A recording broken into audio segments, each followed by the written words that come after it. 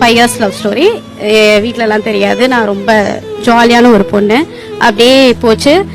ஒரு ஸ்டேஜ்ல வந்து சேர முடியாது அப்படிங்கிற மாதிரி ஹி கன்வே. ஓகே, எனக்கு புரிஞ்சிருச்சு. ஓகே, என்ன பண்ண முடியும், போறேன்றவங்கள நம்ம பிடிச்சி இழுக்க முடியாது. இப்போ சொல்லும்போது உடனே கண்ணீர் முட்டிட்டு வருதுல, உங்களுக்கு என்ன ஞாபகம் வரும் அந்த கண்ணீருக்கு?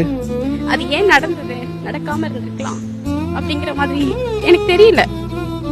அது ஏன் எனக்கு அழுக வருதுன்னு எனக்கும் தெரியல. 2017ல நான் எனக்கு அழுகிறதுக்கான ஸ்பேஸ் கூட கிடையாது. ஏன்னா ஃபேமிலியில இருக்கோம், அழுதா என்னன்னு கேட்பாங்க, பதில் சொல்ல முடியாது. ஆப்வியஸ்லி அவங்களும் நம்மள லவ் பண்றாங்க, நம்ம பேரண்ட்ஸும் நம்மள லவ் பண்றாங்க, அவங்கள ஹர்ட் பண்ண வேண்டாம். நான் கொஞ்சம் எழுதுவேன். அதிகபட்சமா நான் எழுதுற ஒரு வார்த்தை என்னன்னா, எனக்கு அழுகிறதுக்கு ஒரு தனி அறிவு வேண்டும் அப்படிங்கிற ஒரு வார்த்தை தான் எல்லா கவிதையிலுமே இருக்கும். அடக்கி ஆண்டு கொண்டிருக்கும் என் ரணங்களின் வேதனைகளை வெளிப்படுத்த சிறு அறை போதும், அங்கு யாரும் வேண்டாம், அந்த முகம் விகாரமாகவும் டாக்ஸா இருக்கும். அவர் என்ன சொல்லி பிரிஞ்சாரு உங்கள?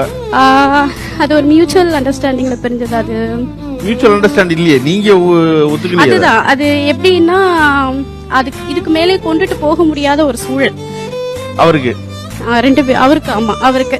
என்னால வந்து அத கட்டி போட எனக்கு விருப்பம் இல்ல, இழுத்து வைக்க எனக்கு விருப்பம் இல்ல. ஏன்னா இழுத்து வச்சேன்னா அது வெறுப்பா கூட மாறலாம். என்னோட காதல் அப்படியே அழகா இருக்கு, அது அப்படியே இருந்துட்டு